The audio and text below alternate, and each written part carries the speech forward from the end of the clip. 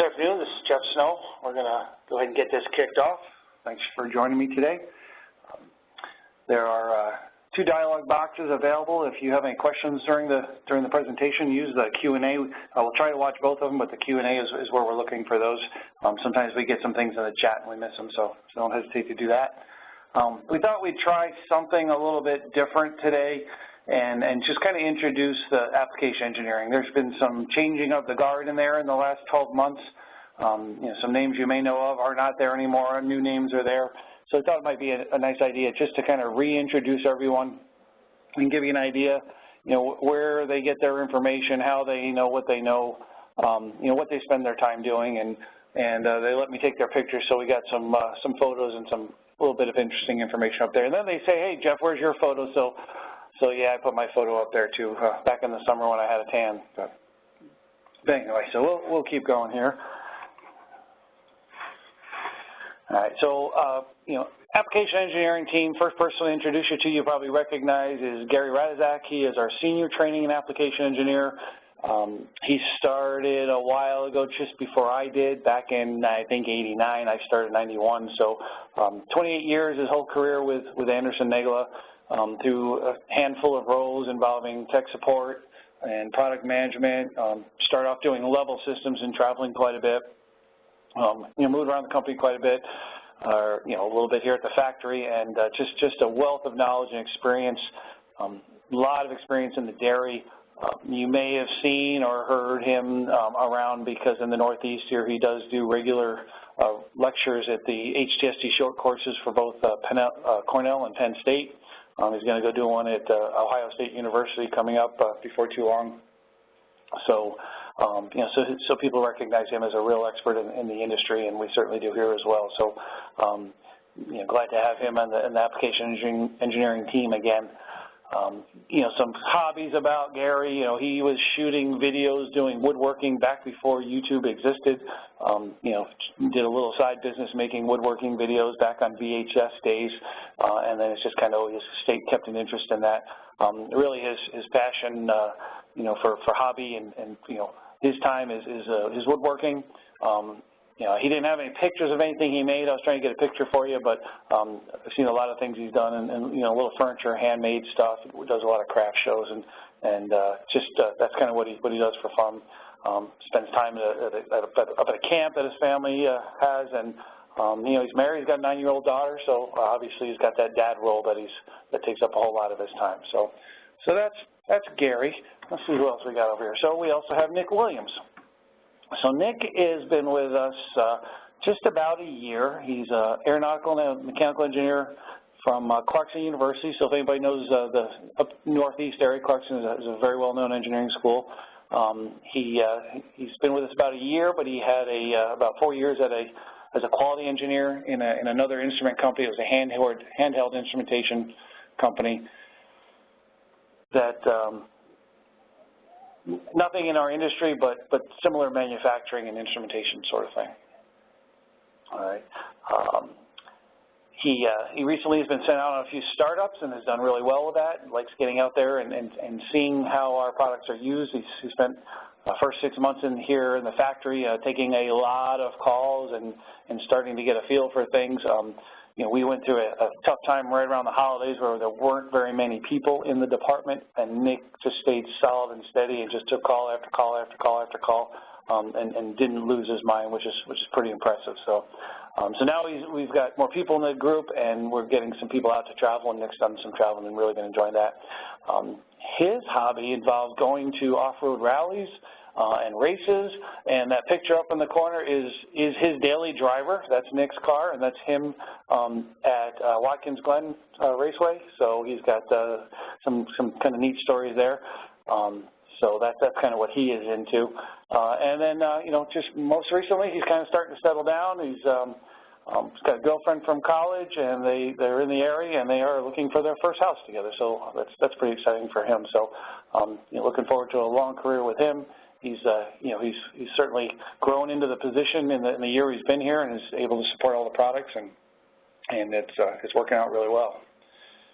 That's a little Mazda Miata, what do they call it, the convertible fastback that he's got.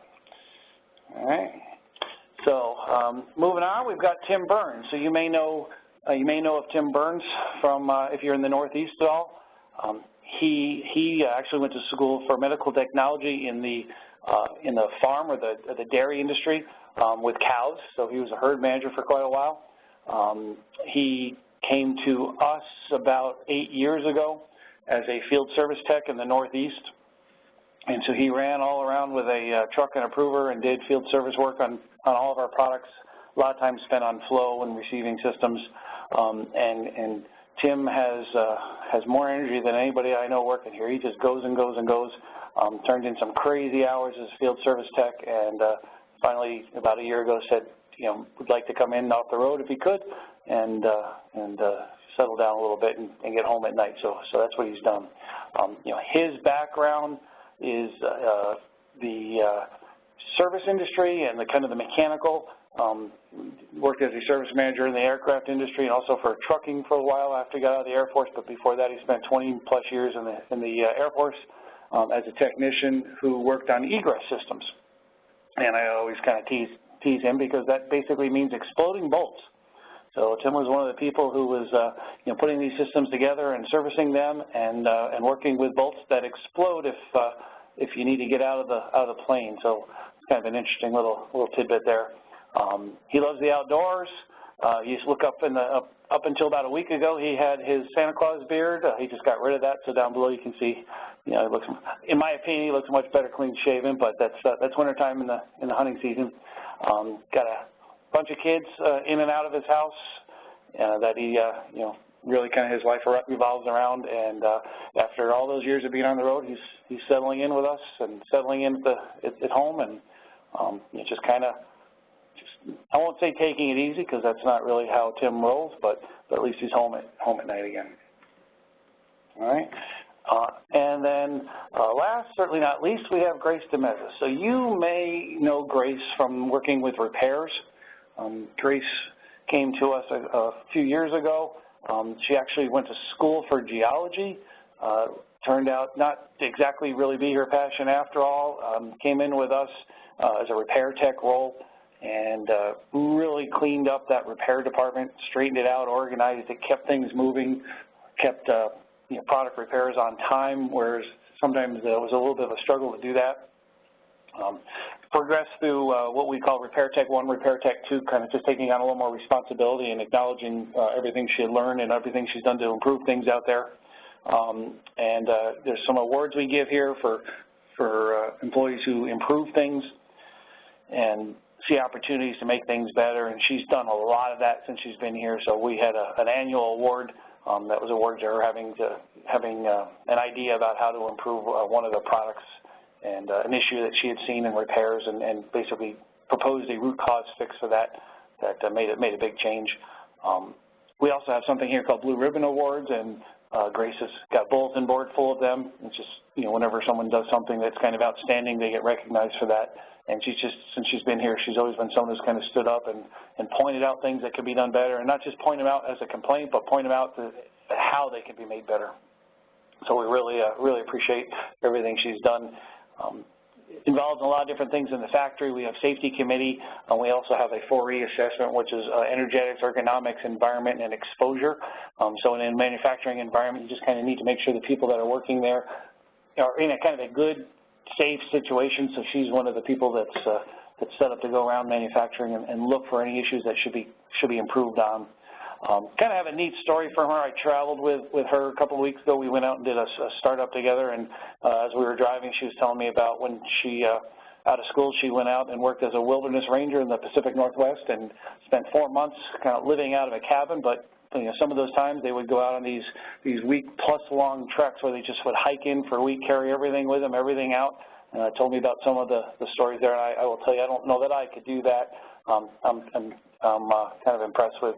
You can't really tell from the picture, but Grace is not terribly tall. She's just kind of a, someone who you don't necessarily picture out there living in the wild, and so she had some really cool stories about that. And a little other interesting thing, she's a hardcore Star Trek fan. So you can see her signed photo there with William Shatner. So kind of a big deal. And no, those aren't her real ears, but she does wear them to work from time to time. So get a kick out of that. And she's just really enjoying this new role, tackling all the challenges head on. We did that startup together. I kind of thought, well, she's new, she'll probably kind of stand back and just watch. Not at all. She got right up in there. She did the wiring, did the programming, talked to the customer, talked with the regulatory inspector, understood what was going on. Not a backseat role at all. So we're really, really happy to have her on our team, and she's been doing really, really well with it. So we got 4 people in application engineering. It means we're going to be able to travel a little bit more, do some other things, and still respond to the phones and respond to the emails. So that's the introduction to the team I wanted to show you. I'll tell you a little bit about what we do in application engineering. A little bit obvious when the calls come in, whether it's application or troubleshooting, or how to specify, you know, we're the folks that take those calls. If customer service gets a call that's a little more technical or detailed or something beyond what they're doing with their order processing, those will get forwarded over to us. There's 2 shared boxes. You guys are probably familiar with a customer service shared box. There's also a tech service shared inbox that generates cases. So some of you have probably heard me talk about cases before. We do use a shared box for the group, so that it doesn't matter who's traveling, who's in, who's out. Everyone's going to see those emails, and we can keep track of them. So that's what the tech service box is all about. Every email that goes in there generates a case in our case management system. You'll get a case number back so that you have a confirmation that someone's working, and if you need to call and follow up, you can reference that case number. If a salesperson is with you, or if I'm out there with you and you give me a case number, we can look it right up on our phones and see what's being done with it. Allows us to track what kind of inquiries we're getting, how often we're getting those inquiries, who's making those inquiries, how quickly we respond to them, how many we get every day, how long it takes us to turn them around, how many require follow-up emails. A lot of data that we didn't used to have when we were just taking calls and answering emails and making notes in our notepad. So we're going to use that data to develop more tools and more resources to make it easier for you folks and all of our end users to use our products. You know, we know what people are calling about, and we can see that data. We can go in and figure out what other tools we need to help people. So we also do, you know, the specification assistance, as I mentioned, and then something called we refer to as project support. So project support is when we have a very large project, you know, generally an end-user project, an expansion, a greenfield project, something like that. Sales is out there trying to win this project, make sure our competition doesn't get it, or grow our portion of it. And one of the things we've had application engineering step up to do is get involved earlier in the process.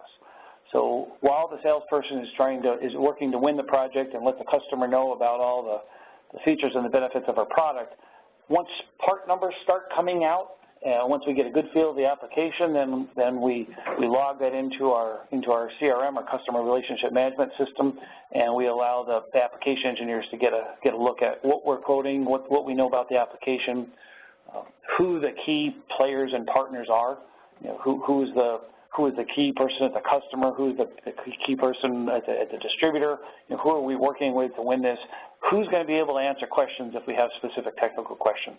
And that's what the project support is all about. So we get involved earlier before we've even won the project and start asking questions, try to provide some assistance.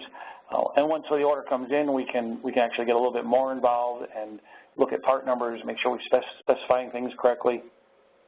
And then even after shipment, the application engineers are now familiar with the project and they can help out. So this is generally for the big projects, but it's what application engineers spend quite a bit of time doing. And then the other task that they have, I'm going to talk a little bit more about, is the technical order processing. So you folks are familiar with our part numbers. You know, you can place an order for a pressure transmitter or a gauge, you know, level sensor, a lot of different things, and you know, you send your order PO in, it's got a part number on it, you get an order confirmation back, a few days later the product ships, easy peasy.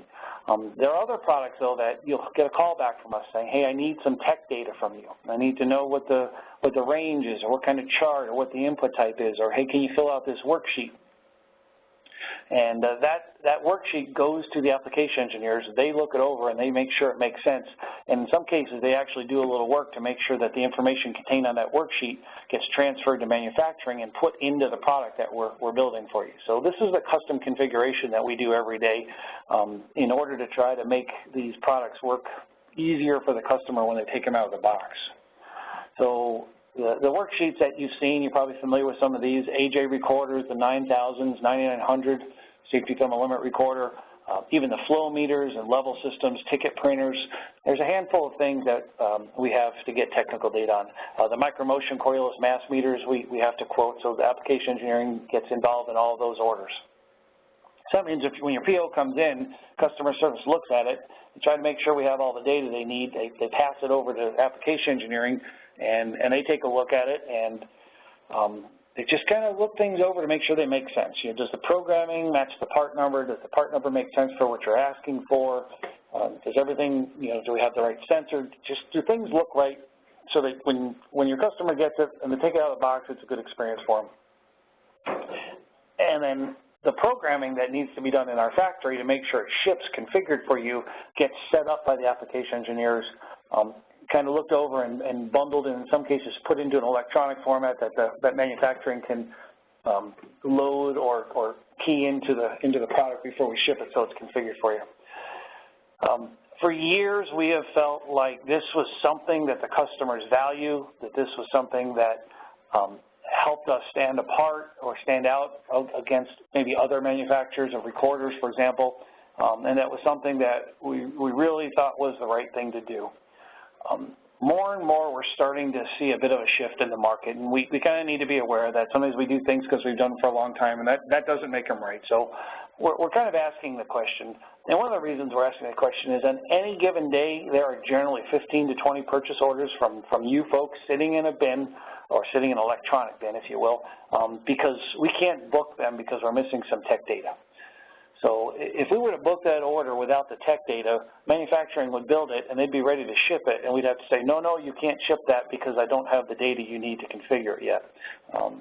And so we don't book it at all. Manufacturing has visibility to it, but they won't start working on it because they're gonna build things that they can ship. And so we've kind of dealt with this for years. We've tracked it down. We've tried to have people, you know, take a bit of time every day to go look for, you know, track down tech data. I think you guys, if anybody's placing POs with us, or, you know, I think a lot of the names I saw in here, you've gotten these calls. You know what I'm talking about. It's a hassle for us. It's a hassle for you. You know, we're trying to do right by the customer. And in the meantime, what's happening is their order's getting delayed. So I kind of wanted to just talk about that a little bit. I don't know what the answer necessarily is, but I wanted to explain a little bit what it is we're doing and why we do it.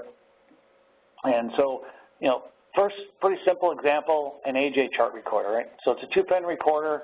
It can have a couple of different types of inputs. In our industry, it's usually an RTD or it's a 40-20 milliamp transmitter. If it's RTD, if it's temperature, right off the bat, degrees C, degrees F. Kind of nice for the customer, at least I think, if it's configured for them. 40-20 milliamp input, I need to know the range for that. What is the range of the sensor I'm connecting it to? Is it 0 to 100, 0 to 50, 0 to 500? You know, in order for the customer to wire that up and have it work out of the box, we actually have to put that data in there. Now, what I think is changing is, do customers really need us to do this for them now? Are customers perfectly willing to do this themselves? Are they you know, technically capable and willing and even expecting to have to configure something like a chart recorder when they receive it, or do they expect it to come out of the box all ready to go? You know, I don't know if it's plug and play, but pretty close to plug and play. So these parameters you see up here on the screen are basically what we ask you. Internally, we use the terms INPS, CRU, CRL, CRT.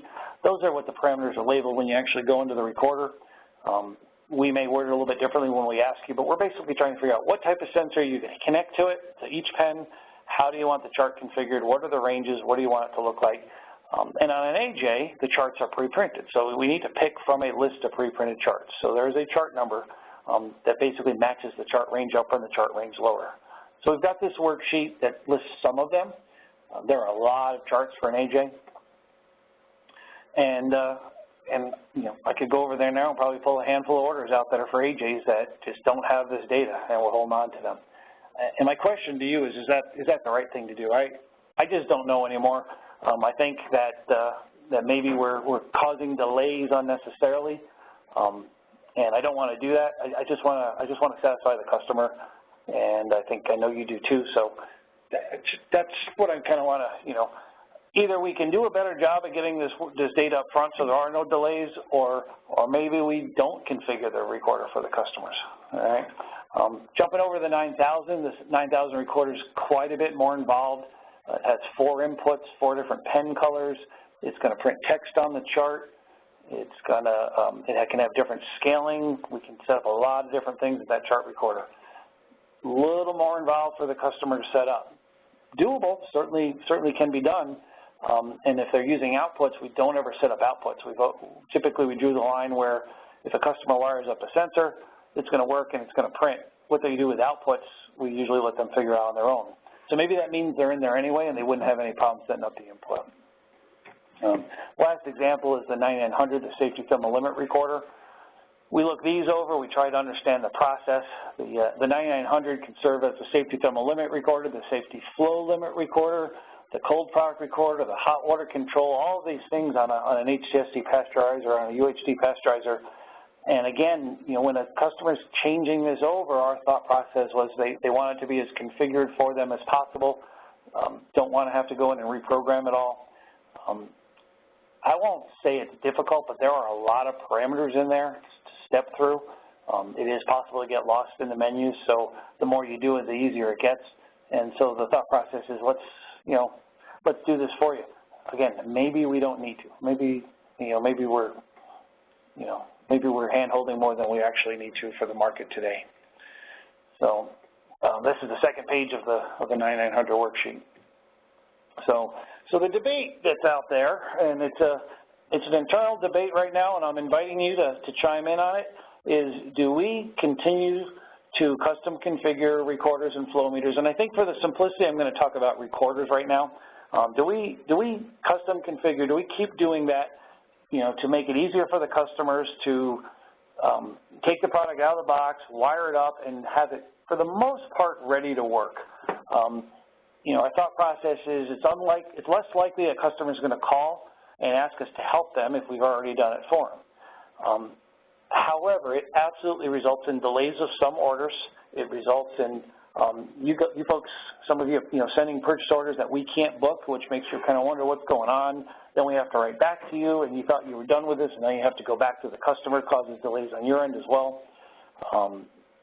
And versus offering more of a default configuration. And what we would do is we would try to figure out what most customers do order. I will tell you, I've been through this exercise before. There is no single configuration that stands out as the most predominant configuration, so there's going to certainly be some give and take on here. But trying to set it up and basically saying, okay, here you go, customer, you've got the recorder, but it does need to be programmed. We'll give you some tips on how to do that, but you're going to have to configure that. So if we did that, we wouldn't have any delays. An order would come in, we'd build it, we'd ship it, it would be out of here. We wouldn't have this backlog of orders.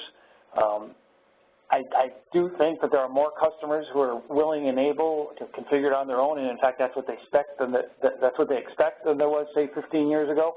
I feel pretty good about that. There's a concern that, what if the customer can't figure it out? Does that mean we're going to have more people calling tech support asking them to sit on the phone with them and push buttons? And I kind of joke about that. When you walk by the tech service office, you can always tell when they're doing that, because basically what you hear is scroll, scroll, scroll, down arrow. Okay, tell me what you see. Okay, scroll, scroll. And it's painful. It's painful to watch. It's painful to do. It's not a good use of our application engineers' time. And so we really want to make sure that we don't cause or make that problem worse. And I don't want to have any customers who open the box and say, well, whatever happened to this? Now I got to do a bunch of work on it, or I got to configure it. I want to, ultimately what we're after here is satisfy customers and keeping things moving.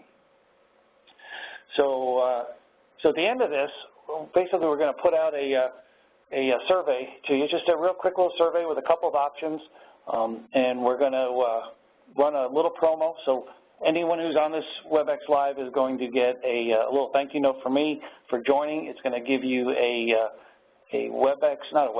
SurveyMonkey link to go and take a quick survey, just telling me what you vote for. And kind of the question is, what do you think will result in the most satisfied customers? Whether we completely default recorders, period, we don't custom configure at all. We configure every single one exactly the same, give the customer a document saying this is how your recorder is configured. If you want to change it, this is what you're going to do, and let them do it. Do we want to default recorders where worksheets don't come in, but if the worksheet comes in, we continue to custom configure? This way we'd avoid the delay. But in the case where you're not able to get a worksheet out of a customer when you ask for the PO, that customer is going to get a default recorder. You know, is that going to be okay? Or the last option is we don't ship default unless someone says, look, I will program it, just ship me the default. And that's basically what we're doing today. You know, so which obviously is going to result in some potential delays. So you're going to get a SurveyMonkey link asking you to just, you know, answer that question. There's a box for your comments. I would love your comments. I'd love to know if, you know, what you think of this compared to maybe what the competition is doing. I'm thinking a lot of you can relate to the delay versus, you know, getting an order process and keeping it moving and versus causing delays versus having a customer who you may not be happy with what they're getting. So I'd love your opinion on that. You can put your comments in there and then vote. If you want to tell me your name, you can. If you don't want to tell me your name, that's okay too. I may or may not call you if I have any questions, but trying to use some VOC, some voice of the customer to help us make our decision. Also in that WebEx will be a coupon code for anyone who sends their order with the worksheet or the data with the PO. There's a discount on that order. I think we're going to run that for a couple of weeks. So, so that'll you know, that's your incentive. And thank you for joining me. All right. So I got a couple questions on here, and let's see what I can read. All right. So we're getting some.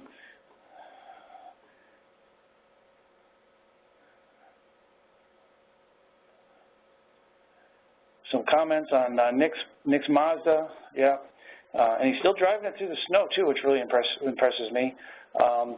And looks like you know, comments about the plants needing assistance to fill out the text sheet. So maybe the text sheet is a good thing to have if it was a little easier to use. I think is kind of the point there. You know, just giving them a blank worksheet doesn't necessarily explain. We're getting some votes for continue to pre-program. We're getting some votes that point out how the AJ is pretty easy, maybe the AV is a little bit trickier. Some comments, you know, the general comments here are having to do with supporting it. We're going to do the survey and get a bigger pool. I don't actually have any other specific questions here other than was that a Mazda, which it is. So I really appreciate your time. Thank you for joining me. I am continuing to travel around and visit a lot of you folks, so you know, watch for me in the coming months. You know, I've got trips lined up. If I've talked to you about coming to see you and we never really lock the date in, don't hesitate to call, and we'll line something up. But I am continuing to come out and travel and do training, visit with you, take a look at your website, tell you what we like, what maybe we didn't like, if there's competitive stuff on there. But that's kind of my role with the company now is to work with you guys and just kind of build this relationship, make us both, you know, both better and stronger. So that's everything I have for you today. So my slide in advance. Let's see if I can click in the right spot. There we go. So I went through the questions I have. If there's anything else, put it in either the chat or the Q&A. I'm watching for it. But other than that, I appreciate your time. We're about 30 minutes, so I don't want to take any longer than that. And everyone have a great weekend. I'll leave the chat up for the Q&A up for a little while, so if you have any questions, you're welcome to put them in there. I'll get back to you. And again, please take the survey. You know, it's not required for the coupon code, but I really would love to get everyone's opinion on that because we're gonna, you know, we're contemplating making a little change here, and I want to see what people think of it. All right. Thanks a lot, folks. Have a good weekend.